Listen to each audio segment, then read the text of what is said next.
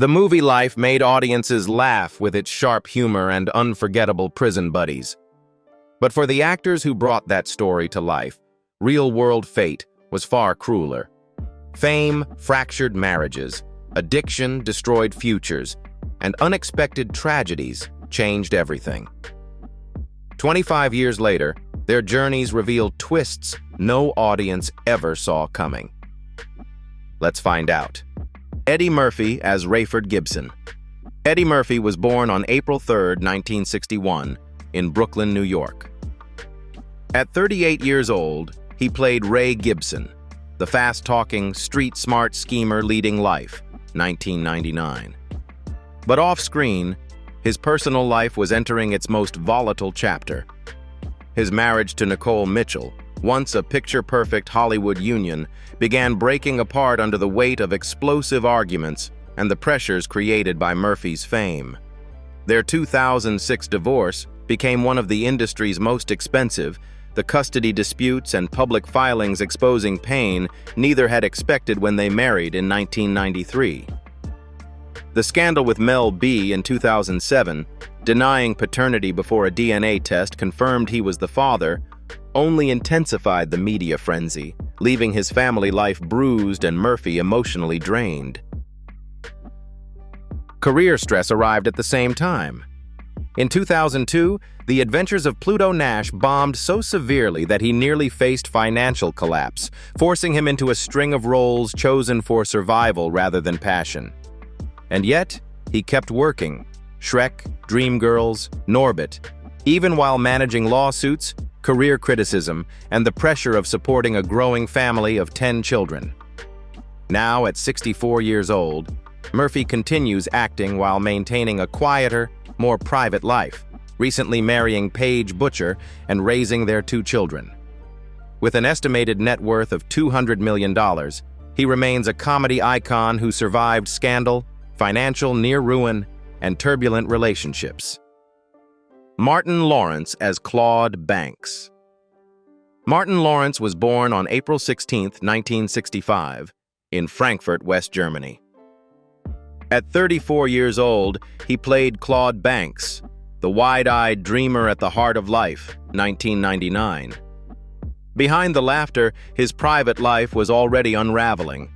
His first marriage to Patricia Southall began in 1995, but cracked under accusations of violence, emotional outbursts, and the growing pressure of fame. After the divorce in 1997, his relationship with Shamika Gibbs brought temporary calm, yet the same cycle returned.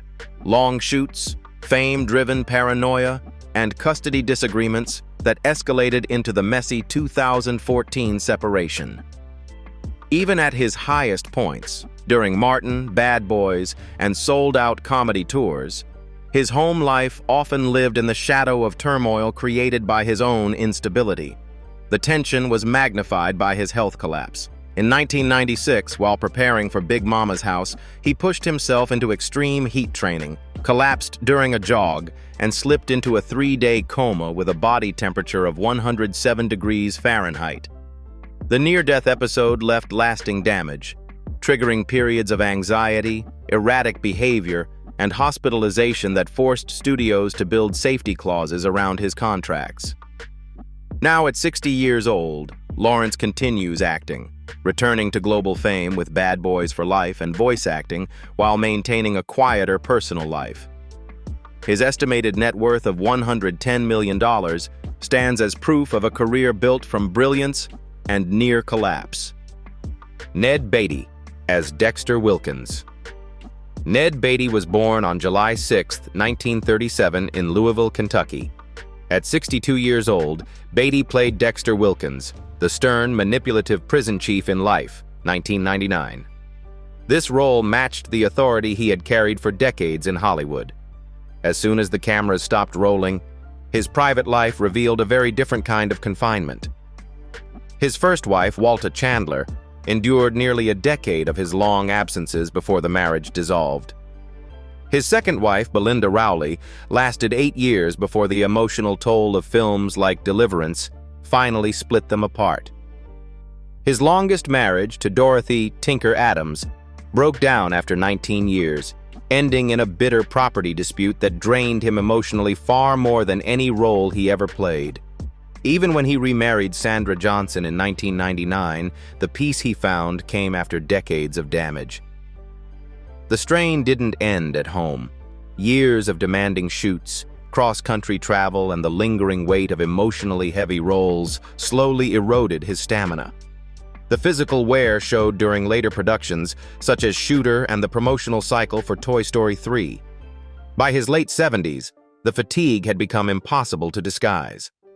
Beatty died on June 13, 2021, at 83 years old, passing quietly at his Los Angeles home after more than 50 years of non-stop work.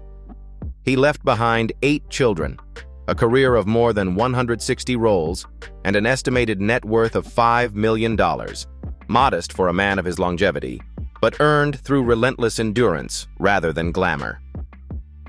Obba Babatund&e as Willie Long. Obba Babatund&e was born on December 31, 1952, in Queens, New York. At 47 years old, he played Willie Long, the gentle inmate whose smile masked years of buried pain, in Life, 1999. It was a performance rooted in a truth he understood intimately. Quiet men often carry the heaviest histories.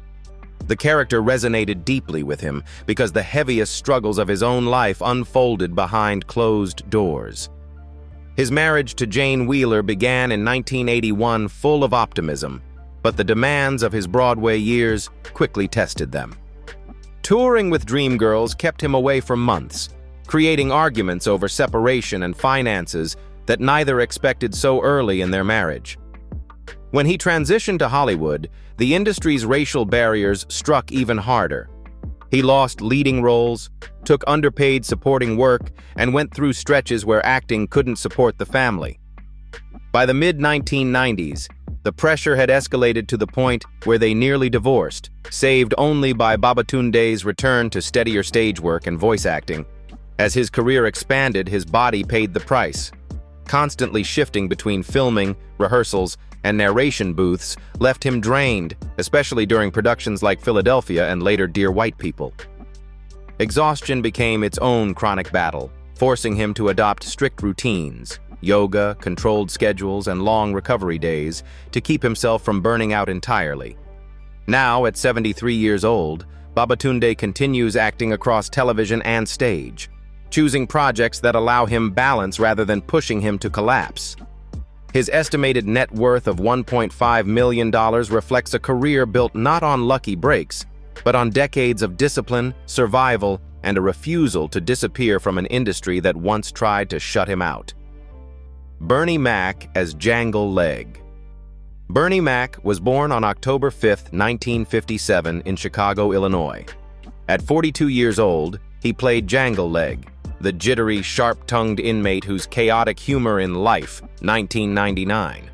It was barely hid a much darker dependence beneath the jokes, yet a performance shaped by a man already fighting demons long before Hollywood knew his name. His marriage to Rhonda Gore, whom he married in 1977, survived storms few couples could endure. During his rise from Chicago clubs to Def Comedy Jam, Mac's battles with alcohol and cocaine strained their home life to the breaking point. When the original kings of comedy finally made him a star, the workload exploded, which brought new arguments about overwork, absence, and the fear that success might take him away in a different way. Just as their marriage stabilized, his health collapsed. Diagnosed with sarcoidosis in 2004, he pushed through filming Ocean's 13, Guess Who, and the final seasons of The Bernie Mac Show while coughing through takes, hiding joint pain, and losing sleep. The disease weakened his immune system, and pneumonia followed him like a shadow. In his last year, 3 hospitalizations in a few months forced him to cancel tours, and Rhonda became both wife and full-time caregiver. Mac died on August 9, 2008, at only 50 years old, after pneumonia triggered fatal cardiac arrest in a Chicago hospital. He left behind Rhonda, their daughter Janice, and a legacy cemented by The Bernie Mac Show and Ocean's 11. His net worth of $1.5 million reflected a career built quickly, burned brightly, and ended far too soon. Proof that even the loudest laughter cannot drown out the kind of pain he carried. R. Lee Ermey as older sheriff. Pike. R. Lee Ermey was born on March 24, 1944, in Emporia, Kansas. At 55 years old, he played older Sheriff Pike, the rigid, unforgiving lawman in Life, 1999. The role fit him so naturally because his real life had been molded by battles far harsher than anything on screen. His first marriage fell apart shortly after his return from Vietnam, when the PTSD he brought home began poisoning every conversation and every attempt at normalcy. Alcohol became his nightly armor, and arguments with his first wife escalated until the marriage shattered under the weight of trauma. When he married Neela Ermey in 1975, the love was real, but the scars remained. She spent decades navigating the mood swings and the unpredictable temper that followed him long after he hung up the uniform. As acting replaced the battlefield, typecasting became its own prison. His explosive success in Full Metal Jacket made him famous, but it also chained him to the drill sergeant persona for nearly every job that followed: Mississippi Burning, C7N, Texas Chainsaw Massacre. The constant intensity, paired with years of smoking on set and off, worsened the lung damage that PTSD had already made harder to manage. By the early 2000s, COPD and repeated pneumonia left him short of breath between lines, forcing him to pace his work and cling to oxygen during long shoots. Ermey died on April 15, 2018, at 74 years old, from complications related to pneumonia, passing away quietly in a Santa Monica hospital. His estimated net worth of $12 million stood as the final measure of a man who survived war, Hollywood, and himself. Barry Shabaka Henley, as Poker Face. Barry Shabaka Henley was born on September 15, 1954, in New Orleans, Louisiana. At 42 years old, he played Poker Face, the silent card shark in Life, 1999. The role mirrored the quiet endurance he carried off-screen, where hardship often arrived without warning. His marriage to Vanessa Shaw during the 1990s began with promise, but strained quickly under the demands of a career that refused to settle. When his early TV pilot Clippers failed and left him drowning in debt, the financial pressure seeped into their home life. As his career revived with The Terminal, 2004, and steady work with director Michael Mann, the travel and long shoots replaced financial stress with emotional distance, and the marriage unraveled quietly but painfully in the 2000s. The collapse of his marriage collided with a period of mental strain he rarely discussed. The uncertainty of being cast mostly in supporting roles, Ali, Collateral, Miami Vice, left him feeling overlooked, triggering bouts of depression that bled into the exhaustion of constant auditions. He rebuilt slowly through stage work and teaching, using the discipline he learned from jazz performance to navigate years of instability until his mental health steadied again. Now, at 68 years old, Henley remains active in television, recently gaining new recognition through Bob Hart's Abishola and recurring roles across major networks. His estimated net worth of $3 million reflects a life built not on luck, but on resilience, a fitting ending for a man who has spent decades mastering how to keep a calm face. Clarence Williams III as Winston Hancock. Clarence Williams III was born on August 21, 1939, in New York City. At 60 years old, he played Winston Hancock, the silent, watchful inmate whose presence in Life, 1999. That quiet danger mirrored the man himself, someone who had already survived fame, addiction, collapse, and reinvention. His marriage to actress Gloria Foster began in 1967, a partnership built on theater, art, and shared ambition. But when heroin addiction consumed him through the 1970s, years after the Mod Squad had made him a TV icon, Foster watched him spiral into near-fatal overdoses, missed rehearsals, and professional humiliation. The addiction poisoned everything it touched. Roles disappeared, opportunities dried up, and the marriage eventually fractured in 1984. They stayed close, but the marriage never recovered from the years when drugs spoke louder than love. The aftermath followed him for decades. Even when he rebuilt himself through Purple Rain, Deep Cover, and a wave of 1990s television work, the industry refused to forget the chaos, typecasting him as troubled fathers, addicts, or broken men. He worked constantly, but rarely freely. When illness finally crept into his life, colon cancer took advantage of a body already worn down by years of strain. Williams died on June 4, 2021, at age 81, passing away in Los Angeles and later being laid to rest at St. Charles Cemetery in New York. His estimated net worth of $1 million reflected a lifetime of brilliant moments, overshadowed by battles he never stopped fighting. Rick James as Spanky. Rick James was born on February 1, 1948 in Buffalo, New York. At 51 years old, he played Spanky, the smooth-talking prison musician, in Life, 1999. This role disguised chaos far darker than anything shown on screen. And by then, his downfall had already begun swallowing the legend behind Super Freak. His marriage to singer Adina Howard unraveled under the weight of cocaine addiction that had taken full control of his life. The violence, the paranoia, and the sleepless binges tore through the relationship long before either could admit it was over. His 1998 conviction for assaulting 2 women marked the moment his career collapsed entirely. The man once called the king of punk funk, now reduced to headlines soaked in scandal and pity. The damage didn't stop there. Years of cocaine abuse left his heart permanently weakened, and after a massive on-stage stroke in Denver in 1998, he never truly recovered. Diabetes, a pacemaker, and chronic exhaustion shaped his final years, even as he tried to revive his name through appearances, writing credits, and rare stage performances.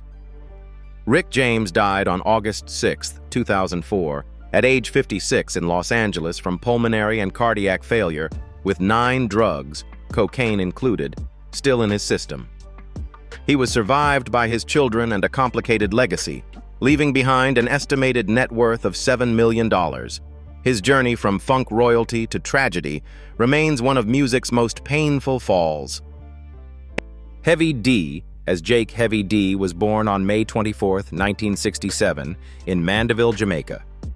At 32 years old, he played Jake, the cheerful inmate in Life, 1999. His character, whose easy smile hid a lifetime of pressure carried behind the scenes, and in reality, his own body had begun sending warnings long before anyone realized how serious they were. His short marriage to Yvette Herrera was tested early by his battles with weight, the industry's expectations, and the emotional strain of constant touring. Even as he found success with Living Large and became the face of upbeat New York hip-hop, the personal toll was heavy. Late-night binge eating, crash diets, and quiet dependence on painkillers that numbed the stress he never spoke about publicly. The grief of losing group member T. Roy in 1990 remained a wound he carried through every relationship afterward. By the 2000s, his health fluctuated dramatically. He tried to reinvent himself in acting, appearing in the Cider House Rules, but every comeback was slowed by fatigue, shortness of breath. His weight, once part of his charm, became a medical threat. Behind the laughter and the soft voice was a man battling heart disease, chronic leg swelling, and circulation issues he kept hidden from fans. Heavy D died suddenly on November 8, 2011, at age 44 in Los Angeles, collapsing outside his Beverly Hills home after a blood clot traveled from his leg to his lung. He was buried at Ferncliff Cemetery in New York, leaving behind an estimated net worth of $5 million, and a legacy that ended far too early for an artist who carried joy for the world, but too much weight for himself. O'Neal Compton as Superintendent Abernathy. O'Neill Compton was born on February 5, 1951, in Sumter, South Carolina. At 48 years old, he appeared in Life, 1999, as Superintendent Abernathy, the stern, unsmiling warden whose authority filled every scene. Off-screen, however, his own life was far more fragile than the characters he played. His private relationships were marked by distance and isolation, strained by the constant travel demanded by acting and photography. Acting offered him visibility, but it was photography that consumed him emotionally. Long nights developing portraits, and the pressure to meet the expectations of clients ranging from Johnny Depp to Anthony Hopkins. The life looked glamorous from the outside, yet it exhausted every partnership he attempted, leaving him increasingly solitary as his career grew. Then came the fall in 2003 that changed everything. While living in Brazil, he suffered a devastating accident that left him partially paralyzed. Rehabilitation was long and painful, and even when movement slowly returned, the damage stole the momentum he had built through films like Nixon, Deep Impact, and countless television roles. His health worsened year after year, diabetes, nerve issues, and chronic infections tied to the paralysis, turning his once restless life into a battle for basic mobility. Compton died on February 18, 2019, at age 67 in Columbia, South Carolina, after complications from long-term medical decline. He was laid to rest quietly, leaving behind an estimated net worth of $1 million and a scattered collection of photographs across the world. Anthony Anderson as Cookie. Anthony Anderson was born on August 15, 1970, in Compton, California. At 29 years old, he played Cookie, the wisecracking inmate in Life, 1999. His role built on fast timing and effortless humor. But behind the laughs was a man whose personal life would later unravel in ways no script had ever prepared him for. As the 2000s arrived, career momentum pushed him into constant work. Barbershop, Hustle and Flow, The Departed. Yet that same workload slowly hollowed out his marriage to Alvina Stewart. They separated in 2014, reconciled, then collapsed for good in 2022, with 2 children caught in the emotional fatigue of 2 decades of trying.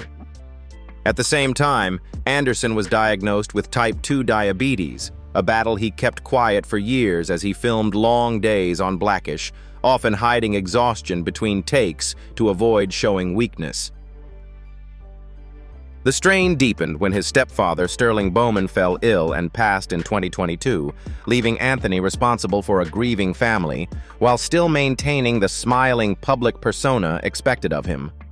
Hosting shows, filming sitcoms, juggling legal disputes, and burying private pain behind punchlines became a survival skill. Fame gave him opportunity, but it also kept him on stage long after he needed rest. As of 2025, Anderson is 55 years old, still working, still navigating controversy, diabetes management, and the emotional bruises of a marriage that ended twice. With an estimated net worth of $40 million, he continues hosting and acting, proving that even a man known for laughter can carry stories far heavier than the characters he plays. Bokeem Woodbine as Can't Get Right. Bokeem Woodbine was born on April 13, 1973, in New York City. At 26 years old, he played Can't Get Right, the silent baseball prodigy in Life, 1999. It was an eerie reflection of the chaos he was battling privately at the time. In the mid-1990s, Woodbine's rising career collided with a dangerous addiction to crack cocaine. Fresh off Jason's Lyric, he spiraled into nights he couldn't remember and mornings he couldn't escape, nearly overdosing more than once. Every relapse cost him roles, friendships, and years of momentum he never recovered cleanly. Meeting Mahalia Woodbine changed the trajectory. Their marriage in 1999 forced him to seek treatment, rebuild trust, and fight the cravings that stalked him through his early 30s. Parenthood made the fight even harder. Acting schedules, temptation on sets, and the lingering fear that one slip would destroy everything he built again. Yet even while wrestling that darkness, he found brilliance, Ray, Devil, and especially Fargo, where his Emmy-nominated performance turned his scars into strength. Now in 2025, Woodbine is 52 years old, living quietly with Mahili and their child, working selectively and choosing roles that don't pull him back into the stress that once nearly killed him. With an estimated net worth of $4 million, he stands as one of Hollywood's rare redemption stories. Sanaa Lathan as Daisy. Sanaa Lathan was born on September 19, 1971, in New York City. At 28 years old, she played Daisy, the soft-spoken, loyal sweetheart in Life, 1999. Her brief role that hinted at the emotional depth she would soon explode onto Hollywood with. Yet the years that followed would shape her far differently than the gentle characters she often played. As love and basketball made her a breakout star, the celebration was shadowed by a difficult romance with her co-star, Omar Epps. The relationship, intense and fast, collapsed under the pressure of rising fame and constant press speculation. That heartbreak defined her early 30s, carving a distrust that followed her onto sets. Hollywood made things worse. She was repeatedly typecast as the sexy love interest, roles that earned applause but left her feeling boxed in and increasingly alone behind the glamour. The emotional toll deepened during the 2000s, as long shoots, public scrutiny, and industry politics pushed her into isolation. While her peers moved into marriages and family life, she walked out of premieres alone, reminding interviewers she wasn't ready to settle, even though the truth was quieter. She had stopped believing she would find someone who understood the instability of her world. Broadway triumphs, Alien vs. Predator, something new, and later her acclaimed work in Succession proved her versatility. But none of it softened the sting of failed relationships or the pressure to stay perfect in an industry quick to erase women over 40. In 2025, Lathan is 54 years old, still single, still fiercely private, and still working at a level many actors envy. With an estimated net worth of $10 million, she directs, acts, and chooses roles on her own terms, carrying the strength of a woman who rebuilt herself after love collapsed and learned that independence was not a fallback, but a destiny. Every one of these actors carried a burden the camera could never capture. Broken marriages, hidden illnesses, private wars that shaped the people they became. Now that you've seen the truth behind the performances, which story struck you the hardest? Share your thoughts below, and don't forget to subscribe so you won't miss the next chapter of Hollywood lives unfolding in silence.